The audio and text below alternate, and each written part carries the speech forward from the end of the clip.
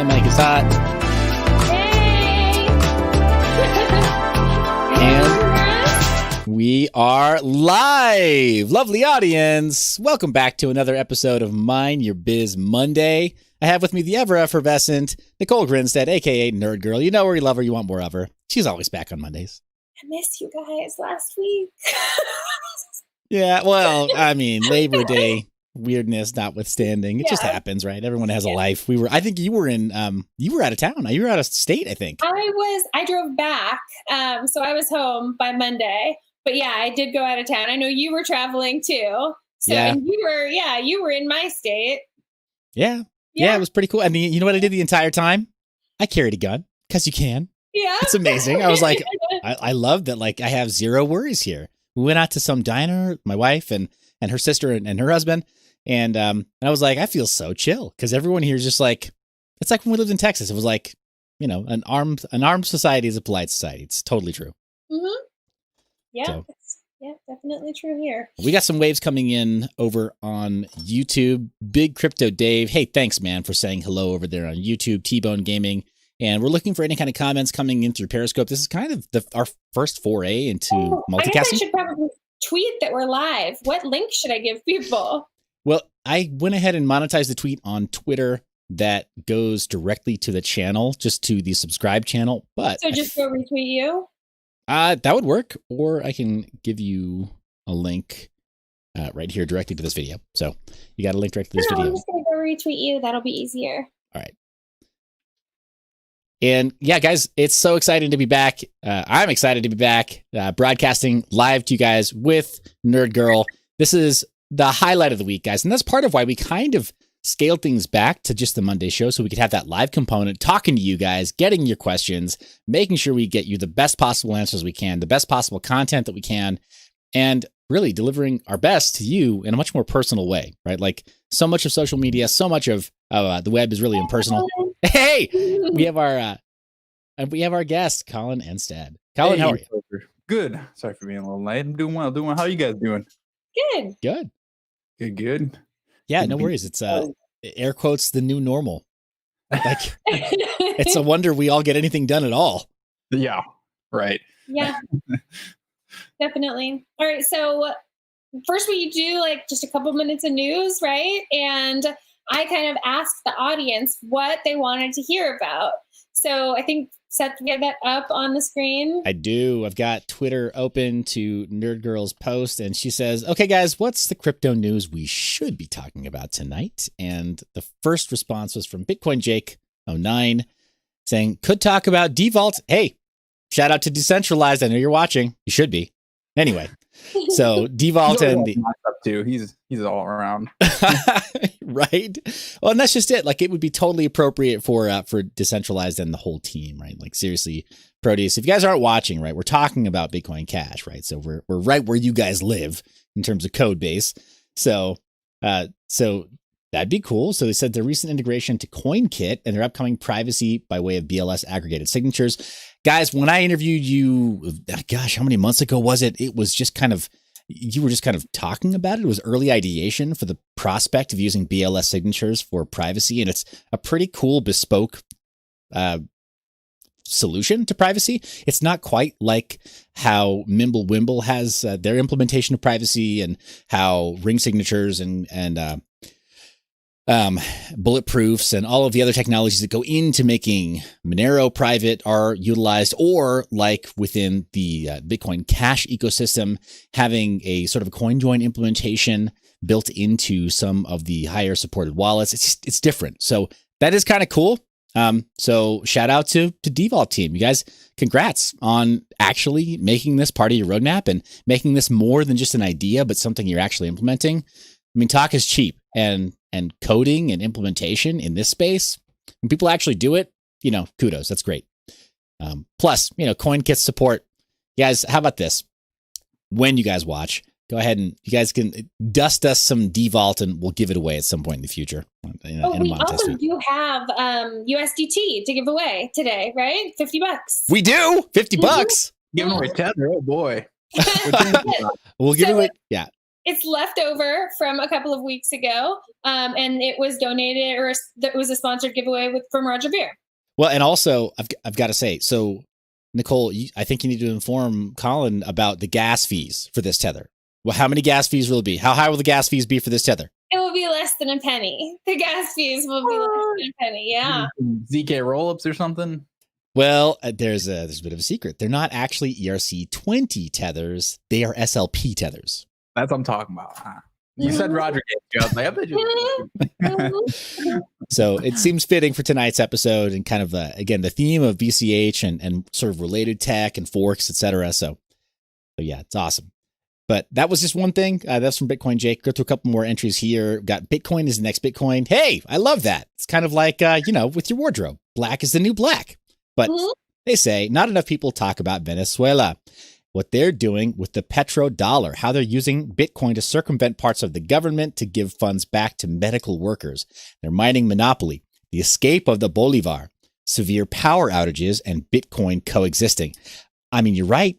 We could bring on an old friend of mine, a good buddy who spent some time in Silicon Valley, but is an expat from Venezuela and very much involved, very much below the radar in the mining scene. So you guys let us know in the comment section. Do you want to get a little bit closer to where the boots on the ground are when it comes to mining and when it comes to all the concerns you talked about in Venezuela? Do you want us to bring on a special guest who can represent a little bit more accurately what's happening there by way of talking to their family and knowing people on the ground there? You let us know in the comment section. But I'm curious, for both Collin and Nicole, what do you guys think of Venezuela right now? The situation there. Are you really dialed into what's happening in Venezuela? Have opinions on that? I'm not informed enough to comment. Yeah, I know a couple of people that are in Bitcoin Cash specifically that are in Venezuela right now. One of them runs Eat BCH charity. I'm not sure if you've heard of it before, but basically you donate Bitcoin Cash to them and they go and make food and give it out to people. So it's a way for international help to come into Venezuela when there's sanctions on them from everybody else, right? So that's really cool organization. They're in South Sudan too, but Venezuela specifically. Then I have some other friends that are trying to push adoption there too. And yeah, it's really messed up over there. Oops, my camera just and it's really messed up over there. Like for a while, I mean, gas technically is still free, but they're like ran out of gas. Like it's a socialist like hellscape. Jeez. And so yeah, it's nasty over there. There was their Venezuelan dollar was like littering the streets like leaves because like it was worth less than toilet paper at one point. Yeah, it's absolutely nasty. And if I was that's just like a joke. Like nobody uses it. I think it was Maduro's a way to like print his own money, like trying to get his own like tether stuff going, and nobody uses it. And I think people now like they still may be doing it. They do like bank transfers, like just like peer-to-peer bank transfers to like buy stuff at stores. They'll like give each other their account and routing information. Like it's super messed up. And if anywhere in the world crypto could help, it'd 100% be Venezuela right now. So yeah, awesome. Well, I mean, that's great to hear that you have the network down there and that you're working via a charity. I mean, I can't think of a better use case for any kind of cryptocurrencies than to reach into either underrepresented or underdeveloped or financially challenged, right, markets. Because Venezuela, Argentina, there's a comma there for anybody who's watching. I'm not saying that they're the same place, but within Central and South America, there are areas that have become very tech forward and that have infrastructure. They're not exactly developing nations, so to speak.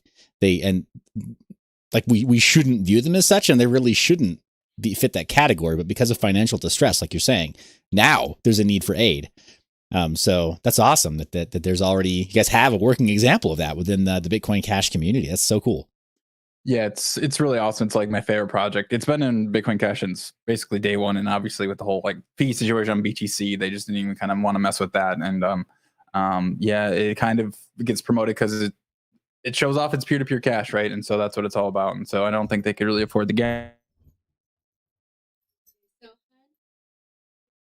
It's really cool. I try and pump that as much as I can. So eat BCH, check them out. Nice. Well, we'll get a link and we'll make sure to put it in the show notes. So if anything, I promote it. At some point, Dash was really active in Venezuela as well, weren't they? That's true. I think so. And funny about that, George Donnelly, I think, was one of the main. I don't know if you know him. He's a super controversial guy. But he was working with Dash in Latin America for a while, and then I don't know what's up with my camera right now, but it's going on. Anyways, he was pumping. He was working in Latin America to push Dash, and then there was some falling out with some. I don't know if it was embezzling or something. Anyways, George went from Dash, then he went to Bitcoin ABC, and then he was working for them, and then he got fired or let go, and now he's working for the other side of Bitcoin Cash, pushing in Latin America. So he's kind of all over the place. So I think that was George that was working in Venezuela. There's probably some other people there as well, Dash-wise, but I'm not too sure on those specifics. Okay, we got a comment from YouTube from Ozzy Boggentech. Hello, Ozzy, and he says should get someone from Venezuela, ostensibly, that isn't rich, big economic development. So sounds like then he definitely wants us to find somebody who's working at the grassroots and trying to make change, kind of, where it's really going to matter. Okay, let's try to do that. I will make a note of that. Nicole has she's got that sideways grin, like that's a lot of work. That's a lot of work. I'm like, okay, that is cool. That's a good point. But that's outside my network. Yeah, fair enough. And guys, best we can do is just reach out to our contacts and see who's available, who's willing, see what matches up. But I think it'd be really great. I've got, because of my friends, family, I've got a bit of a soft spot in my heart for Venezuela. For my part, I don't have any family living in Cuba anymore, but it's super cool that cryptos are being used in a similar way to get through sanctions in Cuba.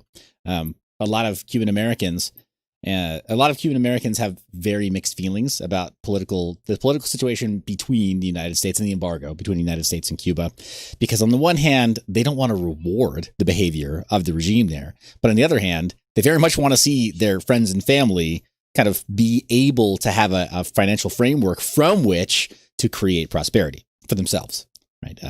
If Cuban Americans here, right, they tend to be very industrious and very smart business people. So they're not like Tony Montana or whatever, right, where it's like all illicit activities. So anyway, guys, yes, it is definitely a pet issue of mine. So other comments.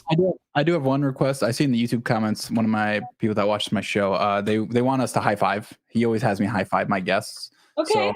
So I have it up. We have to do it like this though. So I think you're over here. So we high five. You got. So actually, the way it's broadcasting is exactly the opposite direction. So you'll be able to you'll be able to high five for. And if I go right through here, you're gonna it's one down. Okay, no, Nicole, you got to go all the way to the other side of your screen. More and no. Am I doing two high fives up? I'm going up. Then I'm going up. Boom.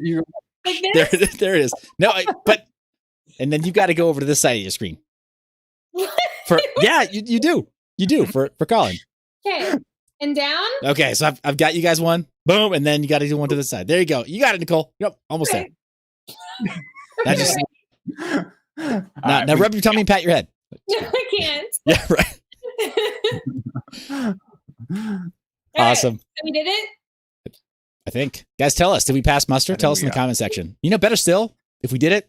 Likes. If we didn't do it, thumbs down. Downvote us into oblivion. No, do it. Do it. We've earned it. So. All right. So. What are we moving on to, Seth? We got a couple more in the comment section here. Okay. Somebody else said talk about CRV dump, and I'm like, what's a CRV? I mean, it sounds like it. So I looked it up, and it really didn't look like it was volatile. It started at 2 something, and then it went up higher 2s, and then it dropped. It's not like it wasn't crazy. It didn't look crazy, at least, and I didn't know anything about it.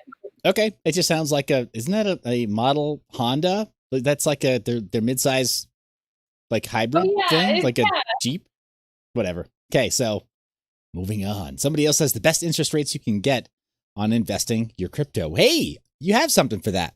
Yeah. Table that? Actually, it's from that person. Yes. You got it? let's put a pin in that for just a minute. Come back around to it because we got a visual aid there. Go through the line of comments here for news, and then we'll come on back. Somebody else says, how do we get more women involved in #crypto? Yeah. So, and then I was like, is this seriously something that you want to talk about, or is this just like a filler content? Right. So last week, the news segment that Seth delivered, there was a piece about how many more women there are involved in crypto in this last year based on KYC from exchanges and, KYC custodial wallets where people have their identity confirmed. And it's significant. So, that rising number of female voices on Twitter may be some fake, but, there may also really be more women moving into the crypto space. I've worked here for a couple of years. I've definitely seen a change. I'm sure that you guys have as well, right?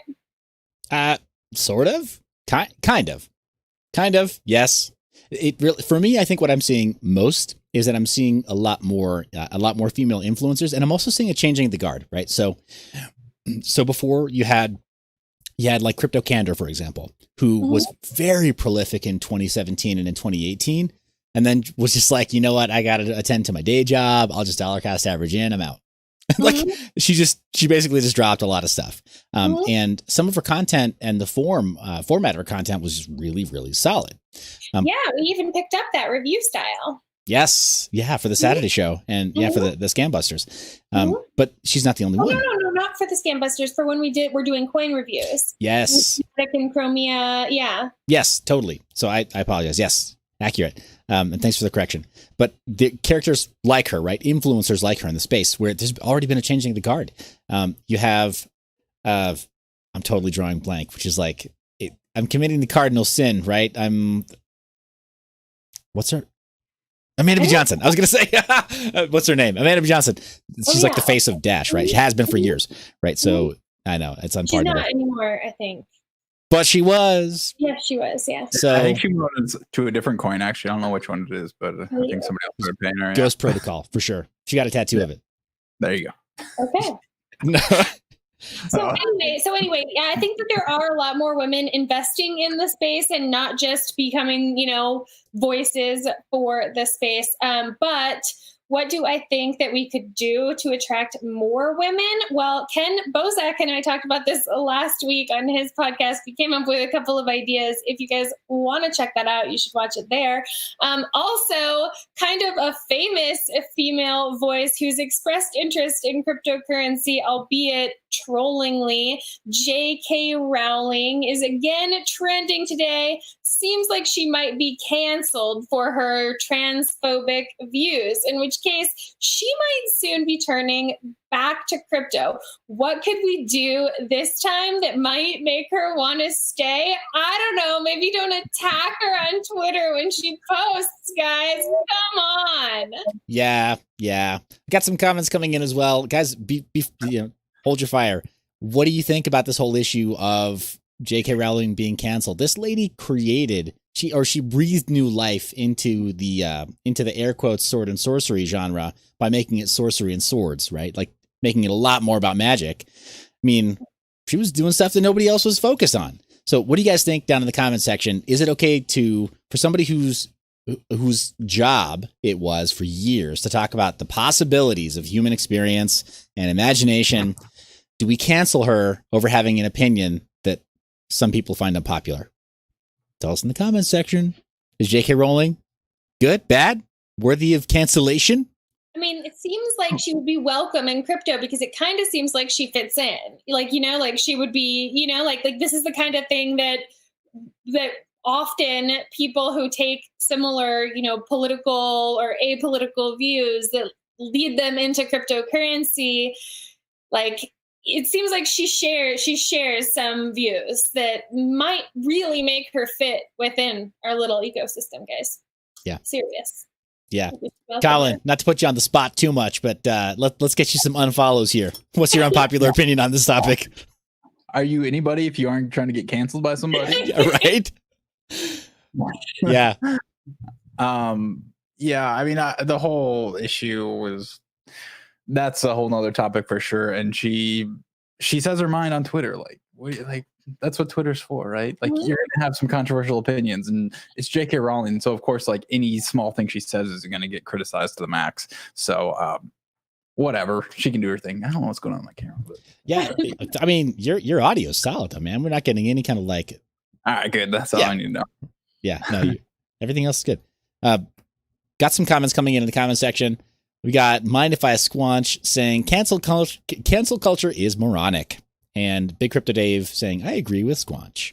A few other comments from the previous question. How do we get more women involved in crypto? Guys, all right. I'm going to give you an opportunity to cancel some of these comments if you want. Delete them if you really feel like it. But we got some people saying, yeah. Got some people, I don't know who they're talking about, but they're saying, what? You mean you don't like pleb MTV experts pretending they're crypto experts? Other people saying hard to make crypto a full-time thing. I mean, agreed, right? Like, unless you're even on the dev side, good grief, you can be like, we interviewed the architect, chief architect and author of the Crypto Notes spec. That guy's been able to work in it. Precious few other people are able to carve out enough. Gosh, who am I thinking of? Trump over on the Grin team, right? Working with an implementation of Mimblewimble. That poor guy, nobody paid the dev fee that they just asked for politely from miners and from pools. They practically starved, right? So you're right. It is really hard to make it in crypto. It's even harder when you're like a nice guy or a nice girl about it. And you say like, I'm going to give you all this value and, it's free and because, free and open source software, FOSS culture. And then everybody like takes it and says, oh, this is awesome. I'm going to fork it and remove all the GPL requirements and, an attribution and stuff. And then all of a sudden you see something that looks exactly like the project you were supporting and with zero attribution, zero payment, not even any thanks. And then people start like you're saying, cancel you on Twitter too, because you're an idiot. It's like no good deed goes unpunished in this space. So yeah, it's a tough road, man. We could just like end this live stream right here. I think we pretty much summed it up. That's it. Yeah. We don't even talk about the hard part. The ennui just hit me so hard. Yeah. Yeah. So I just saw the actual like headline that her new book is transphobic. So that was a new revelation. Yeah. That's so what they actually bought and read her book. So who's the real loser here? Ooh, burn pop culture people. But, we got some other comments coming through the comment section on YouTube saying that there's some people who are they're taking middle of the road approach, saying, "Hey, we need more people in general involved in crypto to bring the market cap up." They're not putting a gender preference on it. I don't know. I think that's probably true in general, but I'm going to go back to my comments from last week. I definitely think it's bullish that more women are registering to trade crypto because they've always got cooler heads. They've always got stronger hands, period. When they're trading anything, the numbers bear this out in any market. So I think it's very bullish that there's a greater percentage of women joining it for sure. But that's my take on it. Yeah, I agree. I think major strides have already been made to welcome women. And I think that maybe Twitter is like something to, I know that there are a lot of people, I know that there are people who are like, no, that's not Twitter. And I'm like, cool, but do you want the value of your coins to go up? Maybe like the way that we talk to people who are new, who might really be asking questions, should be softened a little bit. Other than Portnoy, just keep on throwing a guy under the bus because he'll just come back for more. Like he gets off on that. Like, no, keep on trash talking Portnoy and he'll come back and like buy all your bags. Yeah, eventually. I think that's different. He's not a woman. No, right? That we know of. It's 2020, Nicole. You can be anything you want. Calm down, J.K. Rowling. Jesus. Oh, you're right. Cancel me. So at any rate, guys, these are some pet causes that I don't think are. I don't know that we're really very close to the heart of crypto events for the day. But I agree with you largely. I'd love to see J.K. Rowling back and possibly being a little more vocal about Bitcoin and cryptos, right? Altcoins, instead of just asking. right? Kind of grifting and like, trying to get some Twitter clout by using the hashtag Bitcoin. Like, tell me what Bitcoin is. I saw it was trending. My social media manager said to use it. It's like, I'm hodling. Right. Yeah, right. Magical hodl gang. Maybe we'll get that trending. I don't know. What if she really just wanted to learn, right? You're like assuming the worst. What if she wanted to learn about Bitcoin? If you want to learn about the coin, you don't post pictures of yourself on Twitter everywhere. I think. I don't know. It's audience. I think we might be at a Mexican standoff here because I see what Colin's saying, but I feel like I need to disagree. And I think I can see that Nicole fundamentally disagrees, but she hasn't articulated it yet. Okay, and we haven't gotten our counter arguments yet. So it's like guns raised, nobody's pulling trigger. Okay, let me counter my own argument again. So I came from a male standpoint, of course. Like I'm not gonna be like posting like, hey guys, going to Bitcoin. But as a female, naturally, the internet will be more gravitate towards you if you post your face and be like, hey, I'm real, like I want to learn. So I can see it. I can see it. I can see it. Yeah. I mean, I'm going to say also IG influencers, man, like the whole job is just post pictures of yourself. And I mean, some might say, whatever, that's you're feeding body dysmorphia and they're probably diseased right in the head. Or like, I don't know, man. I don't have a copy of the DSM on my shelf. I'm not a psychologist. Like, I don't know this stuff. But I think there's definitely a balance. Like we're drawn to social media and we're drawn to that stuff, whether people are asking questions or, dropping knowledge. Like we're drawn to people who are TikTok influencers. Sorry, just need to know. Hold on, I'm gonna give Collin his it's his shot now. TikTok influencers on crypto.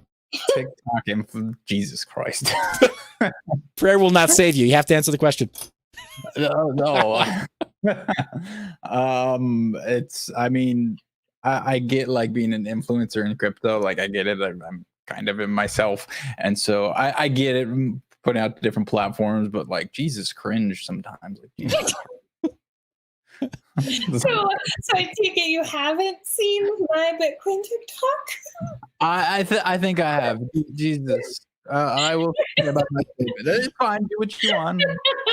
Well, it's a cringe parody of cringe. Yeah, there you go. I'm not gonna like publicly like talk shit about anybody because like you do what you do, but like I might like say something to myself sometimes, but it's okay. Okay. That's a very good strategy. You never know when one of these influencers is gonna issue a meme coin that will be the currency you're paid in at your next job. This is true. Yeah, definitely possible. So, guys, I love that we're already getting questions in the comment section on YouTube. Predominantly, you know what? I'm not seeing a whole lot come in from Periscope right now by way of questions. So I do see, hey, Decentralized is lurking there saying, who is this nerd? Top Keck. So, and again, like, I'll echo Colin's sentiments from before. How did I know that you're going to be lurking there, though, Decentralized? Who's really the nerd? Who really has the last Keck? So, but there's not a whole lot coming in on. That's weird. I really would have thought that there would be because, yeah, I guess maybe people are used to YouTube now. Maybe, but at the same time, guys, we're multicasting to both. Multicast. We're multicasting to both platforms just because we want to make it as accessible as possible. Good. The man can laugh at himself. Decentralized gets the humor. But we're multicasting to both platforms, guys, because we want to make it easier for you to just say hello, ask questions, meet our guests, be interactive from whatever platform is best for you. Yeah, I've tried Periscope before when my streams and never could really get some good traction with there. I was on D Live for a while too, and it was all right. It was going good there, and then like Justin Sun bought it, so then I was like, all right, I'm out of here. Yeah. So I've got to ask you, like, let's jump off on this like very, very appropriate tangent. First off, Decentralized is trolling you in the comments and saying, go sub to Collin on Twitch. Yeah, but I go Twitch, yeah. YouTube, Twitch. That's where I hang out. Cool. So yeah, I mean, yeah, if you wanted to, I do a live show. Okay. So I do a crypto live show. I'll admit it's mostly around Bitcoin Cash, twice a week. I'm on episode number 91 today. About half my episodes have guests. Or not today, tomorrow. About half my episodes have guests. Half are just like me talking for 20, 30 minutes about a certain issue. And like my computer screen up and stuff like that. And so, yeah, I do that twice a week. And then afterwards, I just do like an after show stream thing on Twitch, like whatever I feel like doing at the time. Do you like get up and dance? I mean, do you Do you juggle? If the tips are good enough, I was like, gonna say, do you have like throwing knives? Do you have like a giant rotating board with a lovely assistant and balloons all around her, and you hit the balloons with the knives? I don't actually. That's Okay. a good idea. May get my wife over here to do I it. mean, it worked back in the vaudeville era. Yeah, Burley will pump that follower count for sure. That's cool. But yeah, it's mainly Bitcoin Cash focused. Cover the recent drama. It will definitely like be able to look back on it as kind of like a historical thing if you want to wade through like 30-40 minute long episodes. And so like I mean, I come from a filmmaking background myself. You see some of my film stuff back there. It's really, but like that's my main job is filmmaking. So I would back in the day, like when Bitcoin Cash first became a thing in 2017, I was a big blocker way before that. And I was like, all right, time to like make an influence, and then like I can do this. And so I made a couple of videos. I originally made a Bitcoin Cash barbershop video. It's like a little commercial, 30-second minute commercial that's like high quality, like you could see it on TV or something. And so that was like my first jump off. But then like I would make these short Bitcoin Cash videos, but it was just like they were too slow because there's a whole process when you make a video, right? You have to script it, you have to shoot it, you have to edit it, and then you have to re-edit and all that. And I mean, that's what I did, but it was just so much work. I just had so much stuff I wanted to say. And so that's when I switched to the live format. And your standards were too high, I think. You're spending too much time in post. Yeah, exactly. So yeah, then I switched to live, especially like crypto stuff moves so damn fast anyways that like time, unless it's like a topic that goes for more than 3 months, it's not worth making like a short video about, right? And so yeah, I switched to live probably a year and a half ago and kind of just been chugging away at it since. So that's awesome, man. So filmmaker, you describe yourself as a filmmaker. What I've got a little bit of background in that field. If you look me up on IMDb, you know, I've got credits. Just because, you know, it's the least you can ask, right? If you're not getting paid, they better at least get you your credits on IMDb, make it count. So, and that's super common in the industry. But what's your specialty? What do you do? Yeah, so camera operator is my specialty. I want to direct. I think everybody kind of wants to direct, but I've realized it's come to a point where you need to have the connects for people to shove a lot of money at you to do so, or have your own money yourself to direct. And so, yeah, but I'm camera operator. I have a Steadicam as well. So like Steadicam is my super specialty. And so, yeah, that's what I do. And so it's what I do. I'm working on actually a Bitcoin scaling documentary, And so I actually hope to run it's called Flipstarter. It's a crowdfunding platform on Bitcoin Cash, and it's a decentralized crowdfunding. And basically what that means is you like pledge a certain amount of money. So you're trying to raise 100 Bitcoin Cash. You pledge 10 Bitcoin Cash. That 10 Bitcoin Cash doesn't leave your wallet until the whole thing is funded. And so when it's funded, it like basically aggregates all the pledges together into one giant transaction and puts it all together towards a single output. So it's really cool. It's like a decentralized crowdfunding platform. So I hope to do that soon and kind of finish it off. I already shot in Australia and Japan a long time ago. Japan was, but I was in Australia about a year ago, and then I did a couple things here in Atlanta. And so looking for another like injection of funds to finish it off and actually go to Venezuela and go to South Sudan and try and finish that off. And so that'd be me directing it and kind of scripting it. And that'd be my first feature. And so I'm really trying to do that soon. So yeah, nice. That's been my goal basically since the beginning I got into Bitcoin Cash is create this documentary. And so I've interviewed like a ton of people in the big block space, like Roger Ver, Omri and like Jeffrey Tucker and a whole bunch of people. So it should get together nice. I'm really hoping I can get to Mike Hearn and Gavin and Drayson's at some point, but not hold my breath for that. But I really, really need to get those. I think they'll really bring it together. So that's really cool, man. That's really awesome. So for anybody in the audience that like isn't familiar with the stuff, you know, ask questions, obviously. But I've got mad respect for what you do, man. It's no small feat when you're working with a completely built out rig, having to deal with like stairs or whatever else on like a Steadicam rig all day for whatever 12, 14 hours. So mad respect, man. It's awesome. Thanks, man. Yeah, it's fun. I originally came from nerd out here a little bit. I originally came from like Ronins and gimbals and movies and stuff. That's like how I first like got into filmmaking. When they first came out, I was in high school and I picked them up and just like started running around with it. And it was super fun. Yeah, I know. And that was like 2012, 2010. The first Ronin probably came out, and then I like upgraded the Movi Pro and got the bigger gimbals and like the support system and all that. And then I got to a certain point where like the tech was just like encumbering me, stopping me from doing what I wanted to do, because it would just like stop working or do some crazy shit. Like I lost a couple gigs. Like I had this one gig on a show on Netflix where the thing just like didn't work, and I like was just like let go like the same day, and so it just sucked. And I was like, well, I'm just getting a Steadicam. So I did like the Steadicam workshop, and that's just like the most ideal way to like operate a camera. Like it's all at your fingertips. If you want to pan, tilt, dolly, whatever the hell you want to do, you can do it. And so I fell in love with Steadicam, and here we go. So sure, no, that's brilliant, man. No, it's like knowing how to drive stick. It's a superpower when nobody else knows how to, right? Like manual, close to the hardware. That's cool. That's really cool. Sure.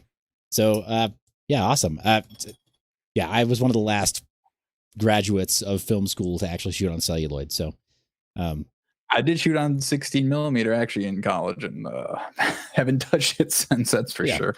Yeah, right. Well, and for you, it's almost like, why would you with the HD formats, right? Like for me, HTV had been proposed, and there were some consumer and some commercial HTV like cameras, but no real standards, right? HTV never had a universal standard for like 24p, for example. It didn't have the flags, the progressive flags in them. It was kind of sandwiched onto an interlaced format, kind of weird. But for me at least, I look forward and just said, like, you know what, this is the end. Like it's the end of 16 millimeter. This is the new 16 millimeter. Like, who would ever use anything else? Right. But anyway, that's awesome. Sorry, Nicole, being nerds. It's okay. Being dumb film nerds. I've got a buddy here also that runs a rental shop. So nice. It's like, so I'm really lazy about acquiring glass because I know he has it all, like literally everything. But that's awesome. So we have literally no more comments coming in. We killed the comments section. Look what we've done. Okay. Awesome. Yeah. Okay. This is a crypto show. Yeah. Should we jump to what's going on with the hard fork, the Bitcoin Cash hard fork? Yeah. What's our best visual aid, Colin, to pull up on the browser next to me? Best visual aid. I guess there's. I think I'll have something for you. I can talk as I find it, but so basically, right now, historically, when Bitcoin back in the beginning, and then people disagreed how big the block sizes should be. And so Bitcoin Cash was created in August 2017, and that node software was Bitcoin ABC. And so there's a bunch of different people that worked on Bitcoin ABC, but it was the first one to actually fork the chain. Like there's Classic, there's XT, all these other nodes that wanted to but never could really like pull the trigger, so to speak. And so Bitcoin Cash happened. It had miner support, and basically it fast forward November 2018, and the Craig culties are all around. Craig Vision is going on. This is Satoshi, and there's a hard fork then, and BSV happened. And God, that was a nasty time. I mean, we're seeing the exact same pattern again, community wise. It's just like how like toxic everybody is to everybody that like you thought you were your friends, right? And so like it's weird because I'm so deep in Bitcoin Cash. It's like, do these communities like, are these a thing like other coins? You know, it's like you're in these groups with like 50, 100 people that are like all diehard Bitcoin Cash people, and I'm sure there is, but like it can't be this toxic in some other coins. And you could say that's just due to the strong ideology everybody has, like we're peer-to-peer cash, we're Bitcoin. Please, let's not argue about the real Bitcoin or anything. I'm just the real Bitcoin Cash now. That's what we're arguing about. Anyways, and so the November 2018 one was BSV, and really it was Bitcoin ABC versus BSV. And so obviously like a lot of BSV people, I think you can categorize them into two different groups. You have the Craig is Satoshi people, and then you have like Omri as the lead developer of Bitcoin Cash. And so I stayed with Bitcoin Cash. I agreed with Omri at this time. And then fast forward 2 more years, and we're here now. And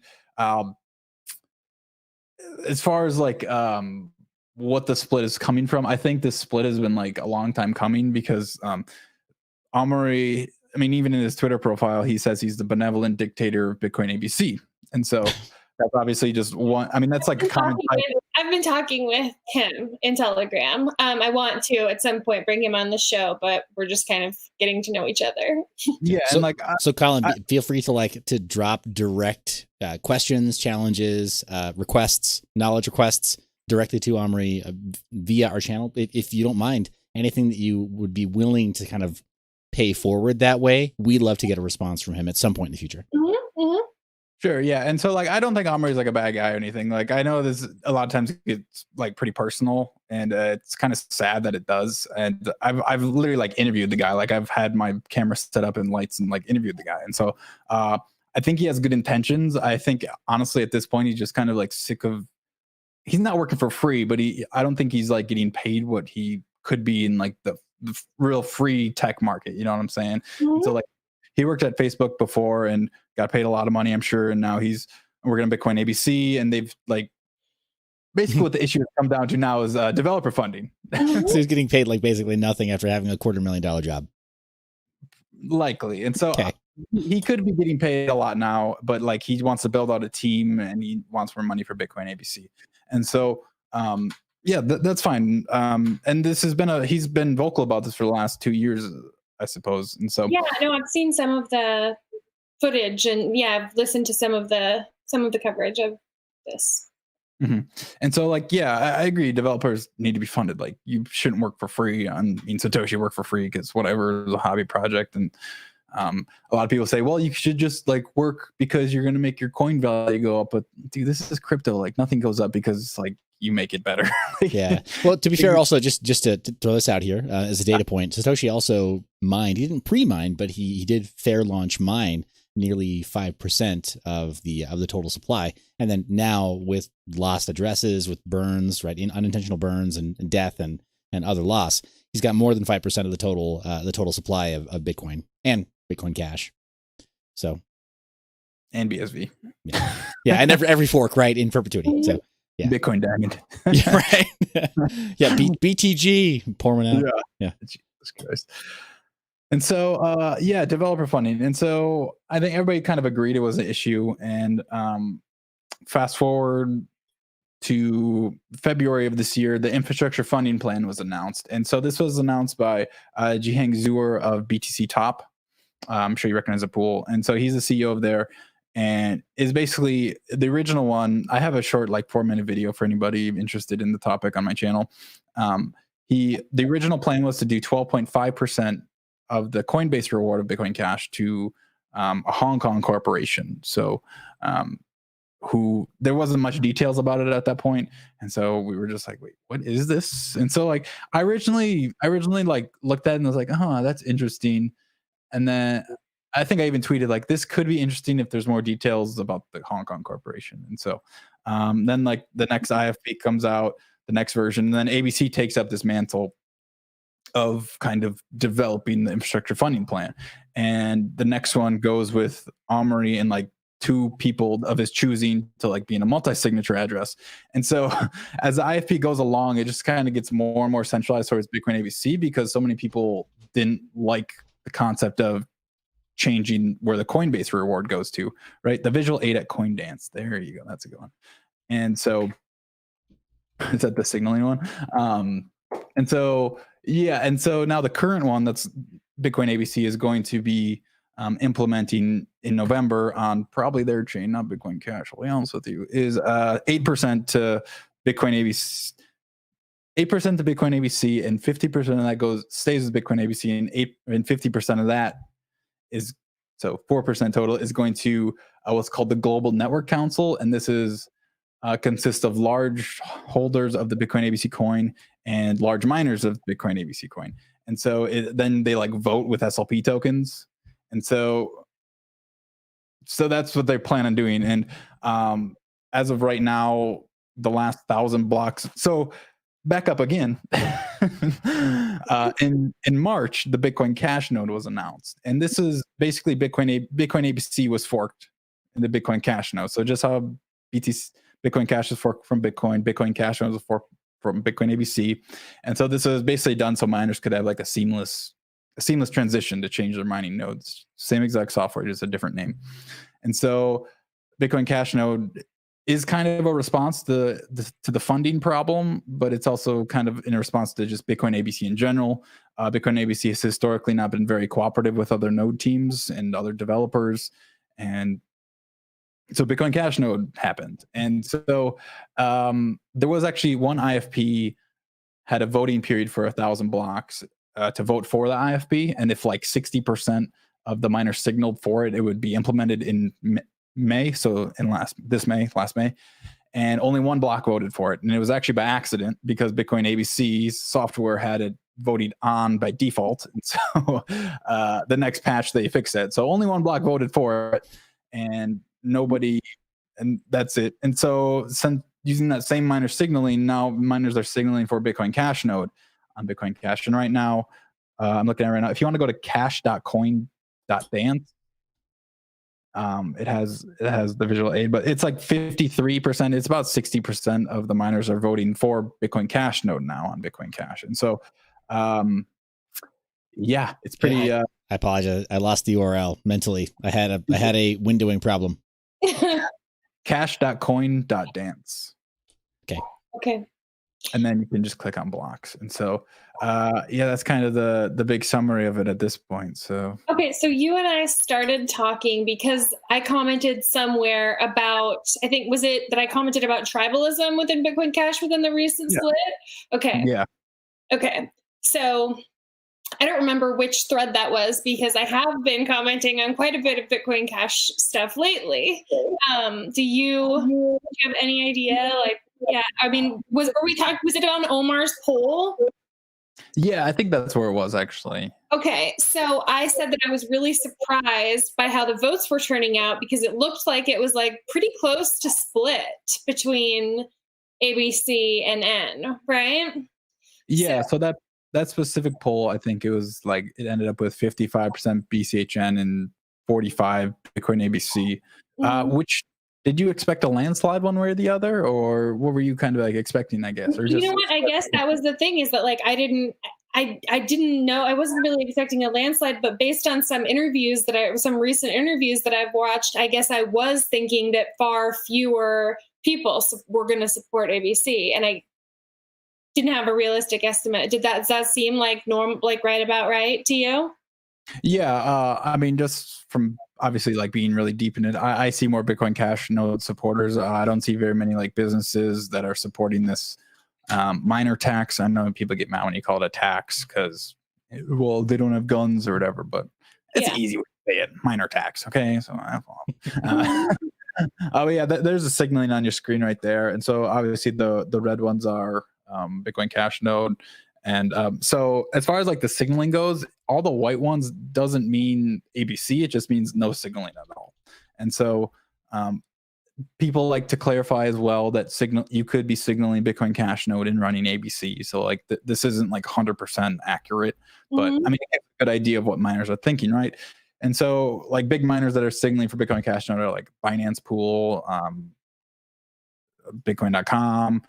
And you can kind of scroll through and see them all, but yeah, that's kind of what it looks like for now. And yeah, as far as like it seems like Bitcoin Cash node having like a landslide, I don't know. I think it is, and I guess I was kind of surprised seeing that too. I don't know. I mean, it's a Twitter poll, so take it with a grain of salt. Yeah, for sure. Yeah, let's get botted all the time. Yeah, and so I'm not like hugely influenced by that or anything, but because that could just be like random. There's only two options, so it could just be like people clicking one randomly, like, oh, I recognize this one type thing. So yeah, for sure. Yeah, I've got to say, when I first saw it, I wasn't really aware of the issue at this point between Bitcoin, between BCH ABC and BCHN. I wasn't really aware that was the direction that everybody was going. It actually took me watching your video, and it's a great primer, man. Like you're saying, that 4-minute video. I'll make sure that we add that to show notes when. Those are the videos I got to do more of because nobody wants to watch a 30-minute video. They want to watch a 4-minute video. Well, yeah, for tactical info like this, and as an explainer for this sort of thing, it really helped. It really helped to have that 30,000 foot overview. So, yeah. I'm just kind of scrolling through some of this stuff on cash.coin.dance on /blocks, the blocks area here. So, And frankly, even still, some of this stuff to me is like, okay, I mean, it's really great representation of data, but it's not really solid interpretation. And what you're saying before, like, there's so much that you have to take into account with in terms of game theory as it relates to miners, and then cultural precedent as it relates to developers and their comfort level. Like, can they sustain the rate of development without some kind of governance fee or structure built in, or developer fee or structure built in? And then if it's a genuine community project, who approves the pull requests? And how much longer will it be before that person, the self-described benevolent dictator, because they approve the pull requests, before they say, like, you know what, I'm tired of doing this. I'm, air quotes, just a maintainer now, but they just don't feel motivated. And, you know, what does motivate them? Like, there's a lot of game theory that goes into this stuff, you know? Yeah, for sure. And yeah, obviously, like, somebody has to approve the pull request. Like, it's, I mean, there's a lot of other nodes too. So there's Bitcoin Cash node, there's Bitcoin Unlimited, there's a couple other newer ones that have popped up, and so they're all like anti-tax, right? And so, like, nobody's really seen like a multiple node Bitcoin before. Like, I know there is multiple nodes, but like 99.9% of BTC are core, right? And so this is kind of the first one. It's been like actually even, right? Because right now it looks like half are ABC and half are Bitcoin Cash node, right?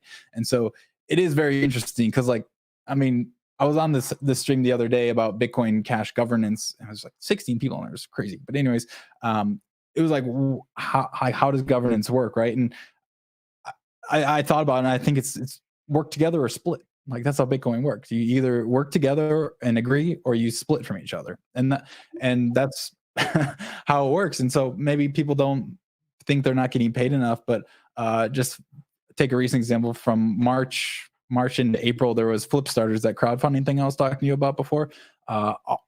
Basically, all the nodes on Bitcoin Cash ran Flip Starters to get a bunch of money, and everybody was funded except for Bitcoin ABC. And so I think there is money out there. It's just like they don't want to give it to certain people. And Bitcoin ABC is known for being brash and not being like very cooperative with people. So yeah, I mean, it sounds cheesy, but like, be nice to people who want to give you money. like it's that simple. Like, people want to make fun of that. Like, oh, they don't want to give us, like, we're making this project, we're maintaining it, like, pay us. It's like, well, don't be an asshole. And like, again, I think Omri has good intentions, but he does come off as brash, especially to other developers from what I've seen. And that's fine, but I don't know. I guess you just don't lash out at people that are like gonna be your benefactor, right? And so yeah, they've taken this route of putting this tax in because nobody will pay them for their work. So, man, that's tough. I think so. Nicole, I think you and I both, we've talked about this on other episodes where there are several figures in the cryptocurrency and particularly the old guard of the Bitcoin community within development that kind of fall into that trap where they're just like, they're just tired, man. I think they're just worn out, right? Like, it's a taxing, it takes its toll. I don't need to overuse that word, but it really, yeah, whoa. Wow, strong words there.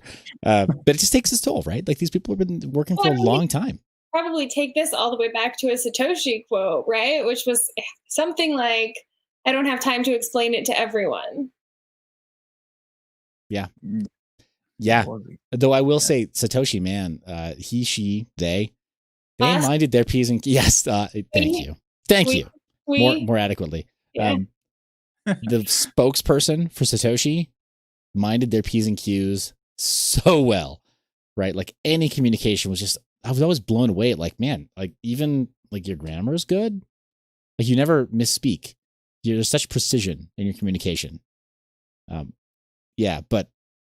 to your point also, Collin, Satoshi was nobody would ever confuse Satoshi or the spokesperson of Satoshi at that time for being someone who was like going to be rude to benefactors. Like, there was always maybe a little bit of curtness, but never rudeness. Yeah, and somebody in the YouTube comment said, as a general rule, coders shouldn't talk to investors. And I mean, yeah, I'd agree. I guess Bitcoin's like this weird space where there's like not really like any business development. Like, when it comes to protocol, it's just like all coders on Twitter. So I mean, yeah, I think that's why ABC hired George Donnelly, like we were talking earlier. They hired him to kind of be their biz dev guy, and that was backfired, I think, immensely on them. So yeah, I agree. It's just like this is a weird space for coders like to do that. Yeah, though I mean it's weird also in this space. So the Brave browser team or the basic attention token. Also, thank you Goose for being here, man. Really appreciate seeing the comments. It's always net improvement to the IQ of the conversation. So thank you for being here. The basic attention token team, when it came to light that they had started injecting links into people's search queries, right? Like autocomplete with their links, their referral links. Yeah. Some people were really upset about it. Others were like, whatever. Still a good browser. Like, I don't care. But for me, that was kind of the last straw. I tagged the Brave team. I tagged Samson, he's a really good ambassador for the community. But then the dude who invented JavaScript and launched Mozilla from Netscape jumps in, right? Like on Twitter. Oh yeah, I was there. Yeah. Right. It's like, wait, how?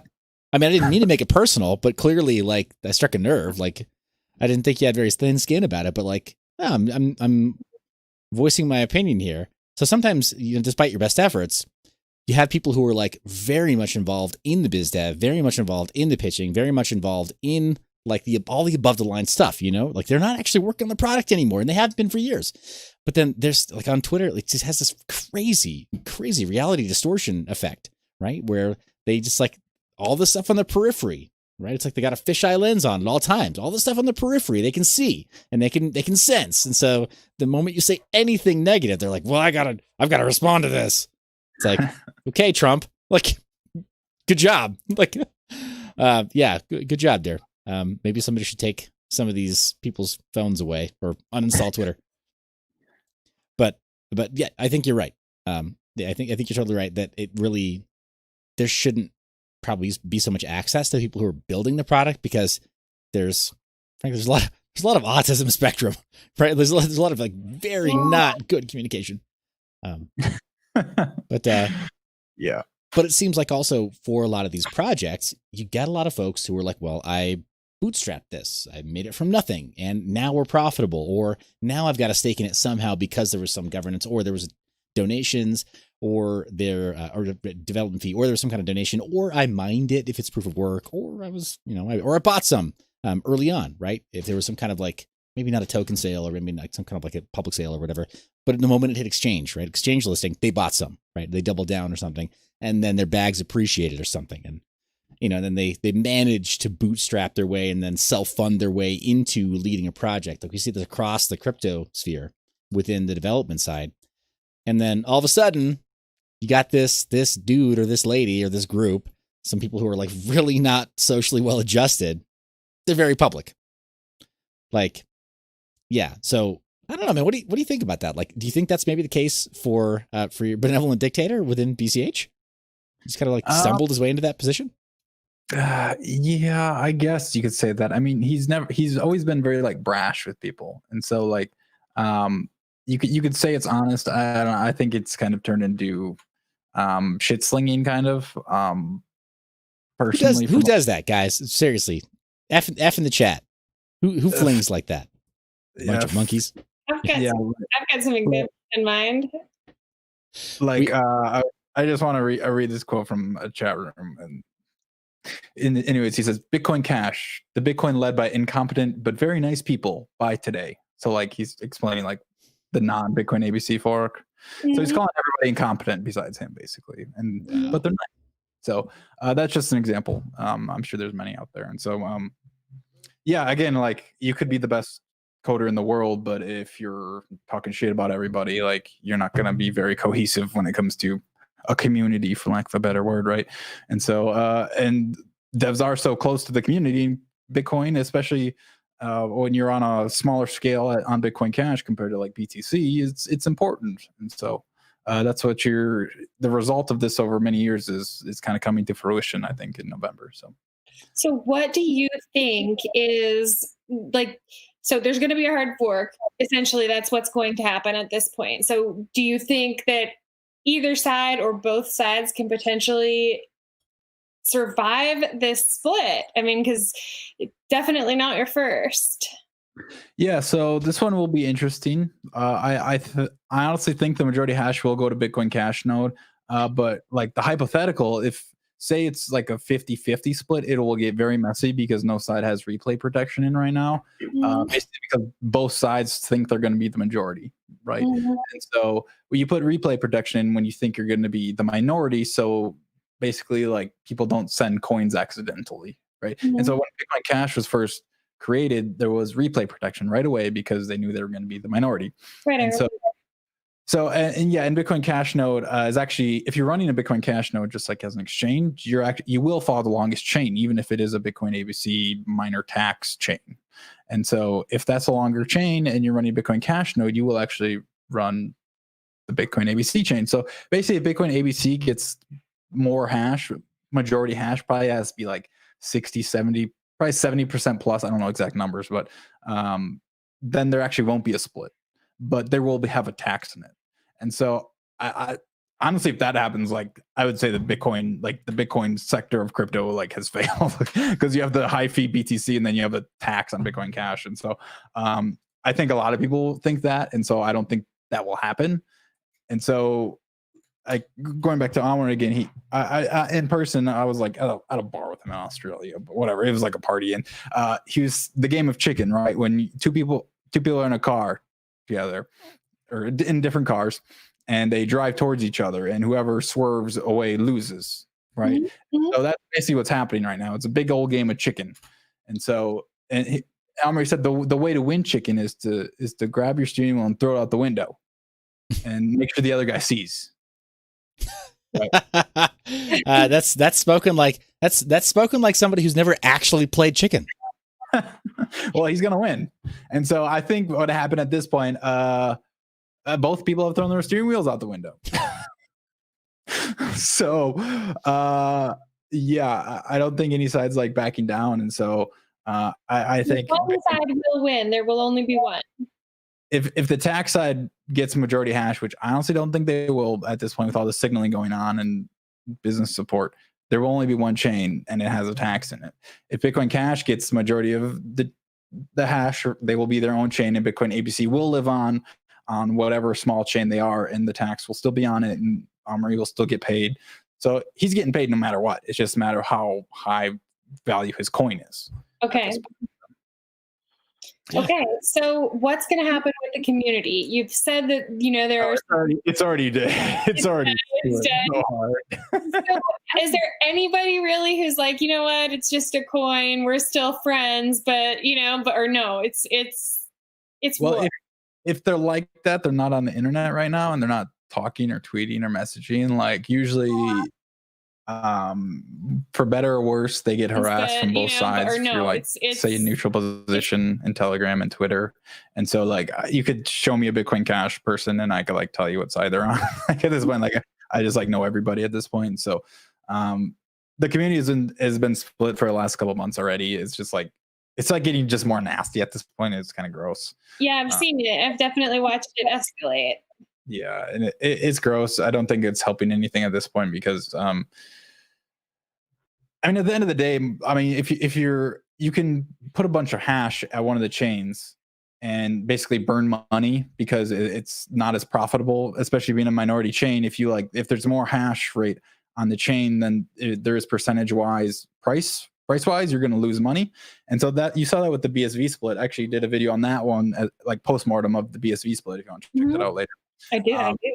So they like basically burnt the Bitcoin ABC side at that point, which was Roger included, basically everybody but Craig Wright and friends. They like put a bunch of hash at the chain. There's even the famous live stream thing where Roger says, "We have more power than the Hoover Dam right now on Bitcoin Cash." And so they won the hash on that one. And so, like I've said this before, it's kind of just like a dick measuring contest. When you're on a minority chain, unless you're actively reorging the other chain, like a hostile, you're just like building chains separate and like, oh, we have more. And so, unless you're like attacking the other one, it's not really like a war, right? It's just dig measuring contest. And so, I mean, again, I'm looking at the game theory, man. Unless you are a secret holder of something or you have some ulterior motives that such that a market maker would have. Right. And so like, yeah, it's like the hash rate matters, but what matters is like which coin has the most value, because that's what the miners will be on long term and like build the hash power. And I see the majority of like the wealthy people in Bitcoin Cash supporting the Bitcoin Cash node side right now. And so Decentralized asks, what side am I on, Colin? You're on the good side, I think, but you hide it a little bit. You don't get involved, but you're on the good side. I'm here on support the team, and I see Bitcoin.com. I see 99 Bitcoins. I see BTC Pop. I do not see decentralized or DVT. Get on that. Yeah, mine will block. Damn it, Jesus. It'll be interesting to say the least. I'll probably be streaming that day for sure, and have some people on and watch the blocks come in, and it's exciting as Bitcoin gets. Yeah. No. Yep. It's true. We all watch BTC do a halving. That's like watching paint dry, man. Yeah. Like I did one like upgrade. So Bitcoin Cash is historically forked every 6 months to like put in upgrades.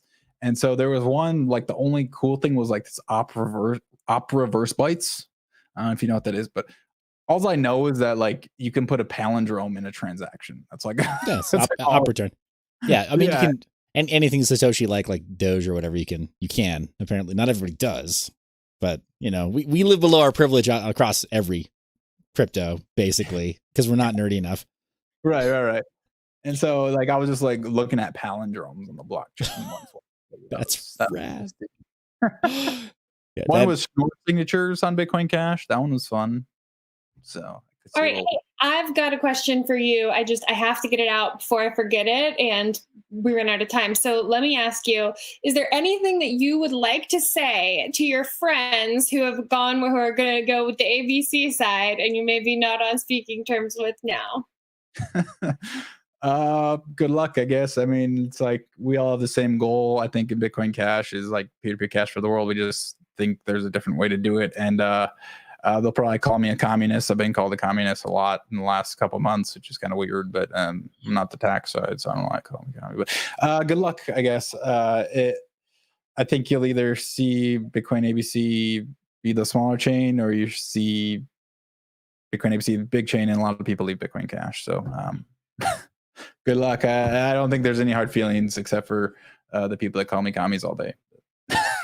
So yeah, what about that? It sounds like there's a lot of political epithets being thrown your way. Something happened on Twitter the other day, or was it yesterday? The days are running together, man. I hate the new normal. So somebody mentioned, yeah, I think it was Pierre Rochard that said something about it seemed crazy. It was out of left field talking about yeah, right, like trying to compare different coin enthusiasts to like multi-coiners to Marxists. Trying to call multi-coiners Marxists. Cultural Marxists. Yeah. Yeah. So, I mean, what do you make of that when somebody calls you a communist, right? Because you chose a coin fork. So it's they've categorized us Bitcoin Cash node people, the ABC side, as like they call us Bolsheviks, like Bolsheviks, but bit. Right? And so they also use the word BCHAZ, like the Chaz time zone in Seattle. And so like they call us like collectivists because like apparently like when you work together on something, you're like automatically a communist, I guess. And like I guess we tell people what to do and stuff like that, but we're not the people like trying to put like central planning into the protocol. So I think it's just projection at this point. And so yeah. That's weird, man. Apparently there's like a cancel culture going on. And so like what are you talking about? What cancel who? Yeah, so, that's like, crazy, man. For example, I have this friend, Hayden Otto, and he's like on the ABC side, he basically like helped with a bunch of Bitcoin Cash adoption in Australia. And I think he's a good dude, and he's on this other side, and we've never really gotten into it because like I just don't want to get there with him. And he tried to do a flip starter to like do a bunch of marketing videos for Bitcoin Cash. You might have actually seen a couple of videos; they've been fairly popular, but it failed the first time, and then basically somebody like withdrew their pledge because they kind of saw Hayden like supporting the ABC coin. the tax. And then he tried to run it again with a smaller amount and didn't get it. And then he like started like blaming the Bolsheviks because like people withdrew their money because he supported a certain ideology. And it's like, well, if you don't support that ideology, then I like can't stop laughing. it's fine. I know it's so ridiculous when I say it a lot. It's so fucking ridiculous. Anyway, so they call us commies because like apparently we have to fund these things with people that are probably going to end up on a different chain. And so You're commies because you won't just fund their ideas. yeah.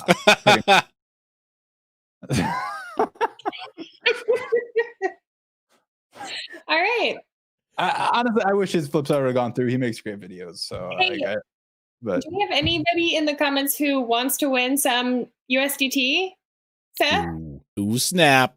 Well, guys, we're going to give you like 2 seconds to respond to that. We're streaming on extra low latency tonight, so your comments will come in extra fast. So does anybody here have an SLP wallet? Would you be willing to download an SLP wallet in exchange for 50 bones? 50 bones. Has SLP tokens. It's probably the best one to use. Yeah, so it would be from bitcoin.com. You'd have to download that wallet and to be able to receive these funds. Or I want to say you can use a web wallet, right, to receive these the tethers that are SLP tokens. So yeah, there's Badger wallet. It's like a MetaMask fork, but I don't know if it's maintained. Because we don't get funding for stuff in Bitcoin Cash. So honestly, so there's like a desktop wallet, Electron Cash. That's awesome for SLP tokens. It's a fork of Electrum. It's very well maintained. It's the best wallet on Bitcoin Cash by far. But yeah, Bitcoin.com wallet is probably the best one right now. Yeah, Electron Cash is also pretty dope. In the non-SLP version, I think, is the one that has CoinJoin built in, right? Or yeah, so yeah, let me show that now. Okay, do it. Yeah, it's pretty dope, dude. I mean, I'm just saying, props where it's due. It's fucking sick. So it has coin joins, cash shuffle, also known as Whirlpool, I think, in some BTC wallet, and trustless mixing of your coins, basically. And so cash shuffle is the first iteration. Have you heard of Cash Fusion? Only tangentially. I haven't done a deep dive yet. So Cash Fusion is fucking rad. And so you know how Cash Shuffle like usually fans out your coins, your UTXOs. And so Cash Fusion can take any number of inputs and put it into any number of outputs. And so like, let me send you a transaction I did because it's, yeah, I'll pull up one real quick. It's like, basically there's so many different ways that the fusion could have worked. It's like mathematically impossible to figure out like which input goes with which output. And so I'm going to send you this. Is there a chat in here? Yeah. You won't be able to forward a link there because of restrictions. Yeah, I know you're familiar with this, right? I'm going to put a space after the com then. Does that work? Oh, yeah, here. Okay. Yeah, we can just see. Yeah. So I'm going to go ahead and no, that'll work actually. Oh, I'll delete that and I'll put it into our YouTube comments where I have permissions. Here, yeah. And so I'll admit I have 10 inputs here and only one output. See if you can figure out which one's which. Yeah, these transactions look so in Shuffle. You always have the output's always the same, right? So you have 5 people participating. Y'all put in 2 Bitcoin, somebody puts in 3, somebody puts in 4, somebody puts in 5. All the outputs will be like 2 Bitcoin, and those are the shuffled ones. But your change, so if you put in 5 Bitcoin and only 2 Bitcoin are shuffled, then your 3 Bitcoin change is not shuffled. So you have to reshuffle that one. With Cash Fusion, there's no change. And so I don't know if you have that open yet. Let me see if you did. No, I haven't pulled that open. Yeah, as a visual aid, I'll go ahead and do that.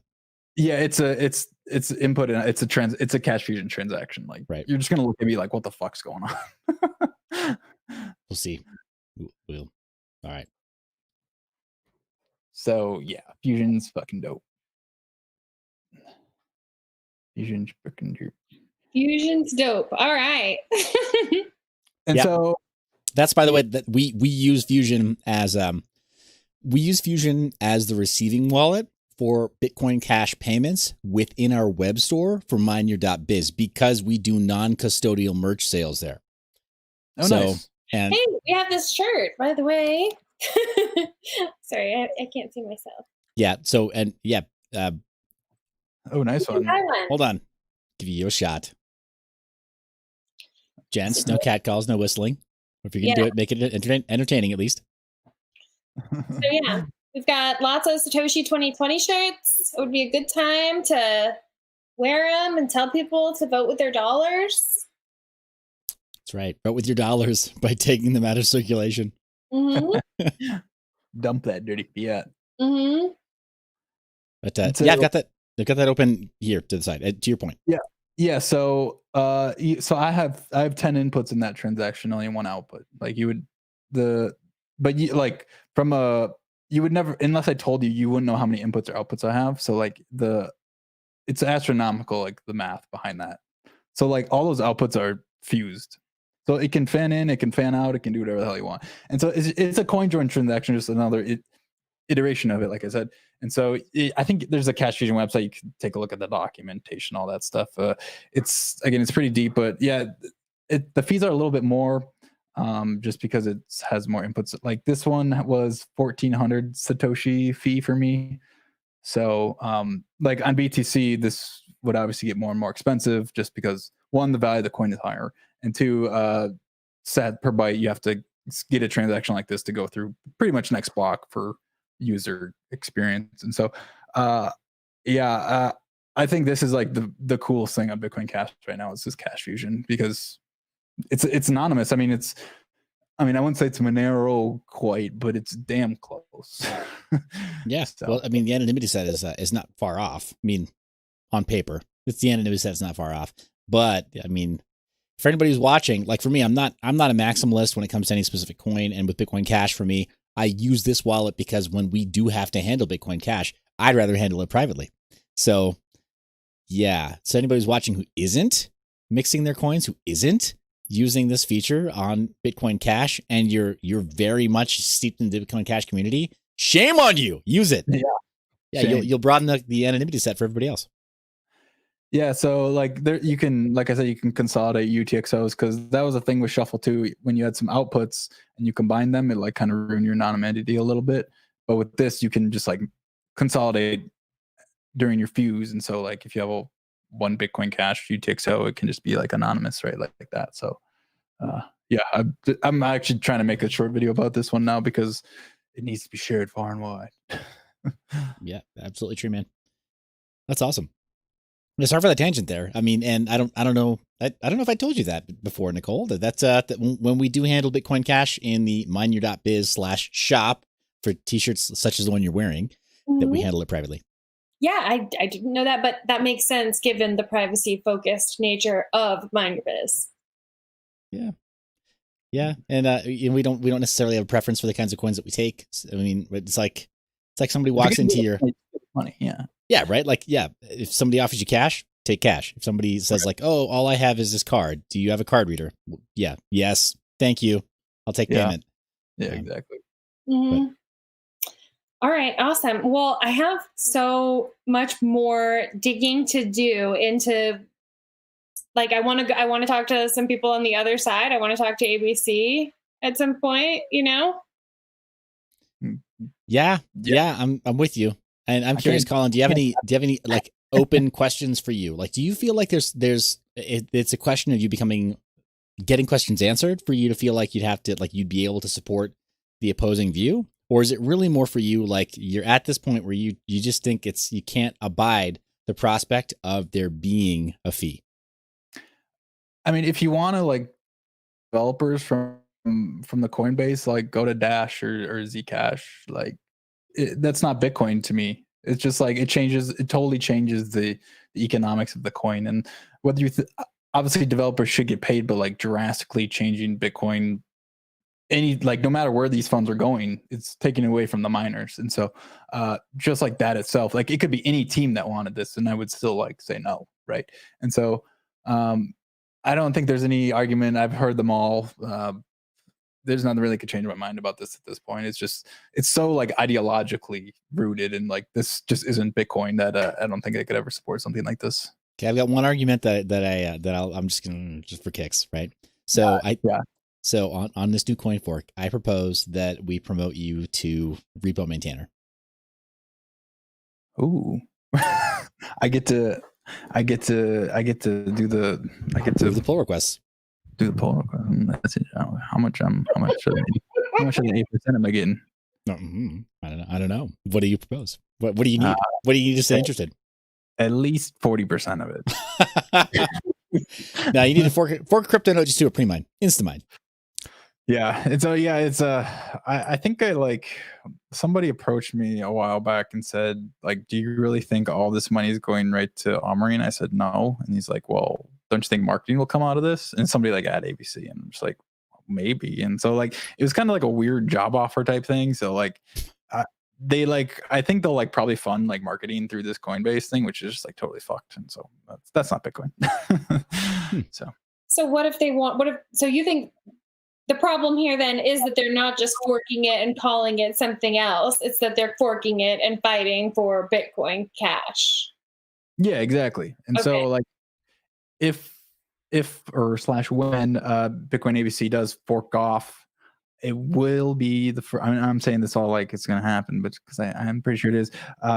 It will be the first time like an incumbent implementation, an incumbent team of a crypto coin will kind of be pushed out.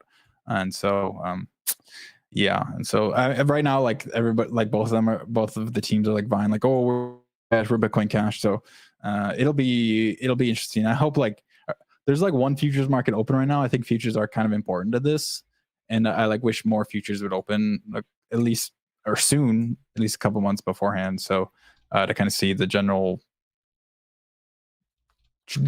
feel of things from an investor perspective. So yeah.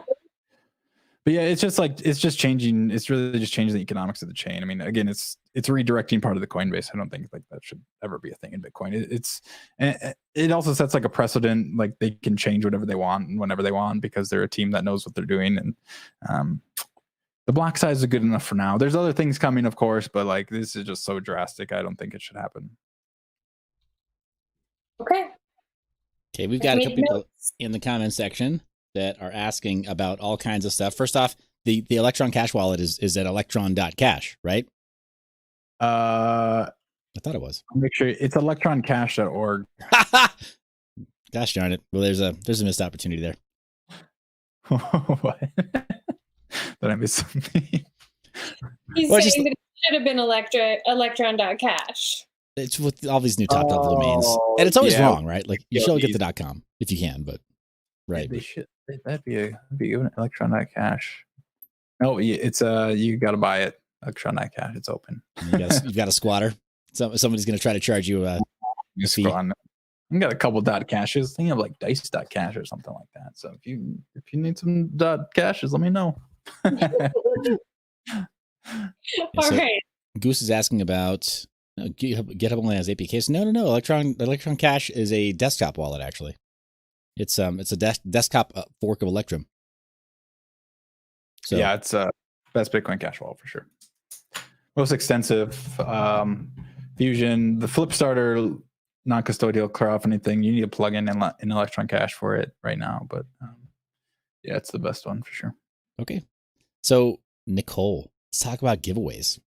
Yeah. So we said that somebody just had to give us an SLP. Who is in the is there other people who want it? Some people have said they want it. So let me go back to the comment section here on Periscope. We haven't had anything else come in. Well, we actually have Hexonaut who went, I think, from YouTube over to Periscope. So thanks. That's cool. Yes, I am seeing your comments there. You see my comments in return. But we had a bunch of people saying, yes, I want something. And it's like way back. Did I jump over it again? A bunch of people chimed in and said that they were interested in getting some kind of a giveaway. 432 cycles per second says, I want money. Big Crypto Dave says, me. Okay. And so how do you think that we should choose? I mean, usually we do like ask us questions and we, reward people for participation. I don't know. What do you think? What's your proposal for how we give away the funds tonight? Ooh, I think because we have Collin on the channel tonight, and this is a rare opportunity to draw on his expertise and goodwill, we should ask Collin to give them some trivia, see if they can guess. Okay. I'm in. No pressure, man. Okay. So where are these other comments? I see a Periscope and YouTube. Where are the other ones? No, just Periscope and YouTube. That's the only. Okay. Yeah, we're only multicasting those two tonight. Oh yeah. So one question, I see two versions. One, so yeah, the SLP version of Electron Cash is different than the mainline version. So basically, they're gonna merge them soon, but they're not merged yet. So if you get the SLP one for this tether, Fusion is on the regular one. But let's see some trivia.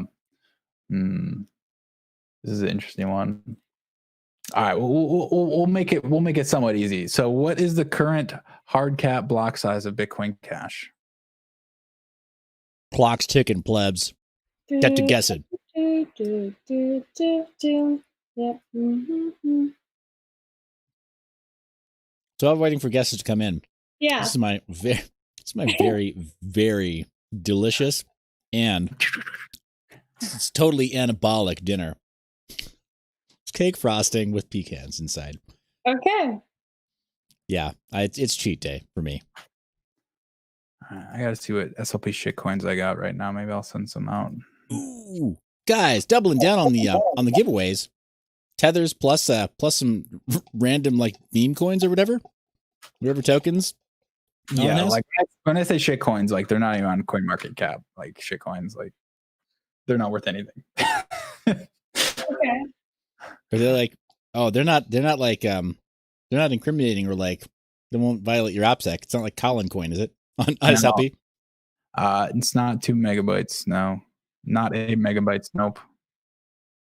The current. James Kramer says 32 over on Periscope.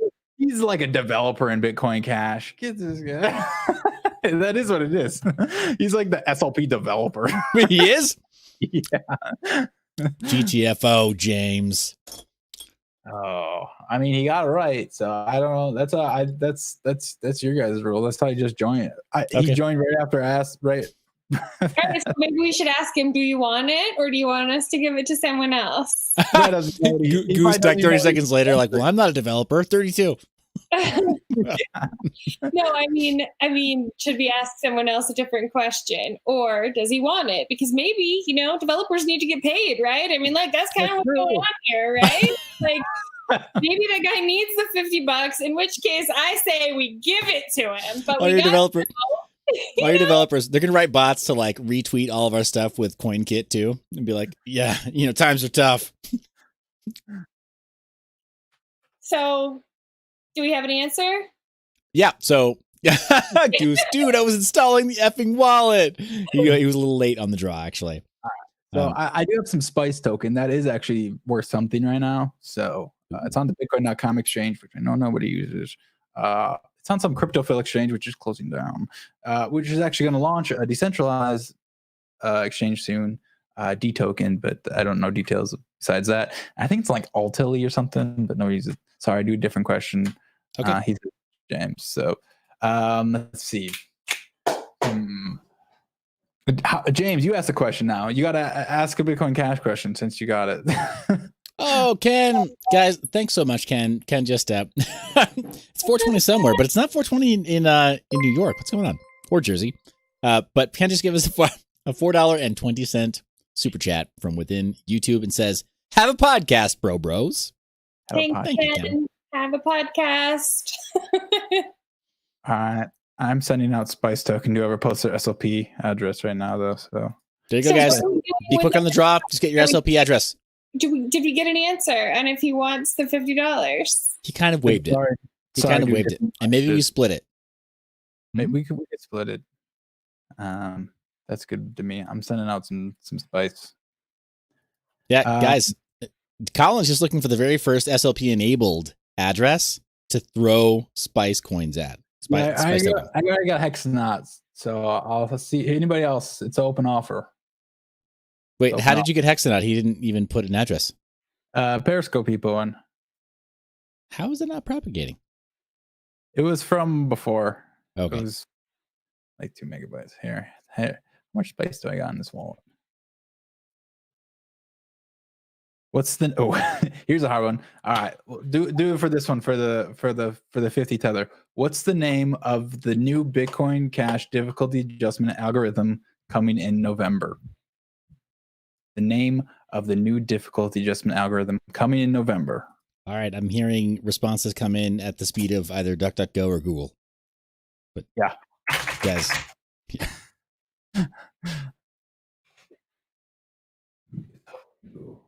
Nope. Crypto. Daniel says Lacros. Nope. Not Lacros. What sequence? No, the new difficulty adjustment algorithm Bitcoin Cash getting hard 14 in November. Because right now the one is on Bitcoin Cash is really shitty in confirmation. Hexanaut says Roger very lull. Surely.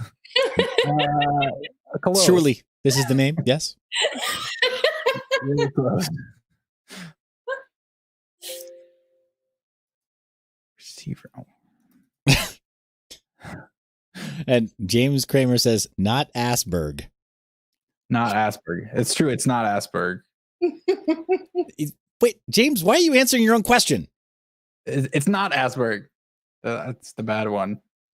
Okay. All right. I'm just saying, man, you got to throw out some, it's like if it's multiple choice, you got to give people like some bogus choices, right? And some obviously bogus choices. Like, okay. Daniel Emmer says, were you asked for a hash? Were you asked for a octothorpe? I'm confused. As for SLP, simple ledger address. And the name of the new difficulty adjustment algorithm. What is going on with this? Yeah, guys, if you're trying to put yourself into contention to win 50 Tether in SLP tokens, then you need to answer James Kramer's question. What's the name of the new difficulty adjustment algorithm? Obiajulu says DAA assert I3-2D. That's gonna be it. Yep, that's it. And Goose comes in a little bit after that, says Ghostwriter? Not Ghostwriter. Not Ghostwriter. It's the assert one. He wins. Okay, so we've got, and do we have a QR code or SLP address somewhere? No. So hey, Obiajulu, I apologize because I'm totally slaughtering your name. We'll meet up at a conference somewhere and you'll be like, yeah, you're a jerk, and kick me in the nuts. But whatever. Hey, you can't say I didn't deserve it. Give us an SLP enabled address. Go ahead and you can either shoot that over in the comment section of Periscope, or you can DM that to Nerd Girl on Twitter. So what we're doing these days? Yeah. Okay. Yeah. Right. Some people don't want to put their public, don't want to put their address track. Yeah. Even with mixing, guys, just best practice. But don't worry, people love to spam your SLP address with shit coins, so I'm sure you'll end up with some random coins. It's like Raven, man. When Raven started doing asset minting on Raven, it was like random tokens random assets that came in from everywhere. Yeah, I think they actually had a spray and pray button. I have a bunch of good boy points. You can redeem those for tendies. Okay. And I got some hugs. Got some honk, got some bread. So when you got to get that bread, so I got a lot. This is my shitcoin collection. Nice. So hey, to our winner, expect to get the 50 Tether and then apparently an assortment of SLPs courtesy of our guest Collin. Awesome. All right. So are we waiting for an address to get posted, or? Well, let's just ask, do you want to send an address, or do you want to hit up Nerd Girl on Twitter? Because I believe that you're on Twitter as well. So Asperg, he's referring to more of this fork drama. He's referring to Grassberg. It was similar to the Acert, but the Grassberg was put forward by Omri based off of somebody else's, and like 2 months ago the fork was going to happen because we had different difficulty adjustment algorithms, because Omri wanted to do Grassberg and everybody else was like, why do you want to do that? That's like too convoluted, and it wasn't as good basically. And so then he kind of folded on that and then came back with the minor tax again. So got it. I thought it was one of those like it was Thor Ragnarok type deals where he was intentionally misquoting somebody else to him, like, wait, what Asperg? Asplace? Where are you from? I mean, that's what it is. It's called Grassberg, but then you call it Asperg. So. Got it. Yeah. Okay, so we're being real mature here, guys. Real mature. Yeah. Gloves are off when you call somebody a bitch Chevek. Yeah, well, I mean, hey, the name of this particular stream, right? The one that we went with was Splitting Again? BCH, please. BCH, please. Yeah, have you seen those? Have you seen those shirts that are BCH, please? Oh, those are vintage. Those are good. Yeah, those are vintage. Yeah, you get the BCH gang shirt back, but in green. Oh, that's always been a disagreement with Omri. You can ask him about it. Me and him have gone back and forth on it. It's so stupid, but orange versus green logo. Okay. So they've always been very orange. Bitcoin ABC, BitcoinCash.org. And so like they refuse to put any green logos, like even like in their logo section of their website. And so I always thought green was better because, you know, it's different than BTC. Like it is a different coin. It's still Bitcoin, but it's a different Bitcoin. And so I've always been a green maximalist. And so as you can see behind me, green maximalist. So that's also something that's it's just a symptom of a larger problem, I'd say.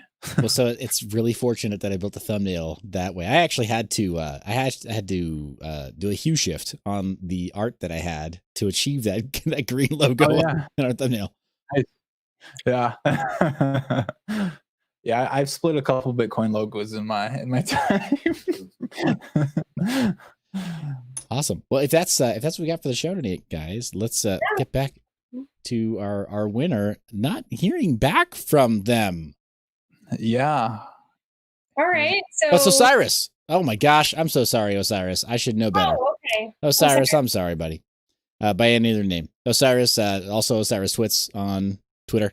Osiris, you can either DM me or DM Nerd Girl, and then we'll get the combo going there, and we'll send you some coins. Yeah, you know he's gonna DM me. Yeah, right. But will he serenade you? Right? Is Truth Raider gonna have competition? Oh God, that was so not how it was. Just a joke. I mean, like, I do sometimes get songs from Truth Raider, but like he's not the only person who sends me stuff like that. That's my sus look. It's my that's my FATF guy look. Want to know more? All right. It's I think there's more to that story. But yeah, guys, this has been so great, been so illuminating. Thank you so much for spending the time with us, Collin. This is thank you guys. Really, appreciate it. Yeah, awesome. Thanks for coming on. Sorry, and so last minute too. No, it's fine. It's fine. Let us know when you do ultimately get that primer on the Electron Cash wallet usage, how to properly use it, because as you know, OPSEC, there's so many things you can get wrong when it comes to using CoinJoin, whether it is like, did you use Tor? Did you enable things correctly within the wallet? Have you countenanced the transaction or a join operation inadvertently somehow? So when you do finally get that going, let us know, and we'll definitely call it out on an upcoming episode or in at least on Twitter. Make sure that it gets some eyeballs. Yeah, as far as it is right now, it's pretty easy. Just kind of turn it on. So there's like a settings tab, and you just do consolidate or fan out or normal. So it's pretty easy now. But yeah, I'll definitely include that in the future one for sure.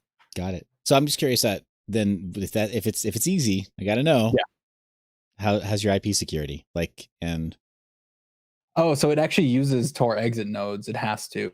The way Fusion works, I'm not sure in the specifics. I was asking around about it, but like Shuffle obviously doesn't need Tor, but somehow the server could know like which coins are yours in Fusion. But like if you use Tor, they don't. And I'm not like a networking guy, I mean, so I don't really know what any of that means. I just know it uses a Tor exit node by default in Fusion. So awesome. Okay. Very, very cool. But sorry to keep you so long. Audience, no, it's thank fine. you. Yeah, thank you. Audience, thank you so much for joining us all the way through the end to this point in the show. It's been a long one, and we really did a lot more joshing than we did educating. I think by the by the numbers. It was fun though. I liked it. Oh, right. By the numbers. I just said 90 minutes running length or so, give or take. Not quite, just a little bit over that, and probably like 4 minutes of actual like educational content. So the number one point of Bitcoin is to have fun. Damn it. Well said. Well said, guys. Thanks for being tuned in. And Osiris, there he is. Hey, and he's over on YouTube as well. Thanks for being supportive to everybody in the community that comes out to MineYour.Biz Monday. You're the reason we make this media, and yeah, I love your face, Nicole. I think we love your face too. So thank you for being here. And guys, we will see you. Gosh, when will we see them? Next week, Monday. Next week, Monday. If not, maybe a little before then. Maybe I'm special episode. in for before then. I think that we can figure something out this week. Nothing that I wanted to say yet. All right. Dun dun dun. All right. See you guys soon. Bye, guys. Thank you guys so much.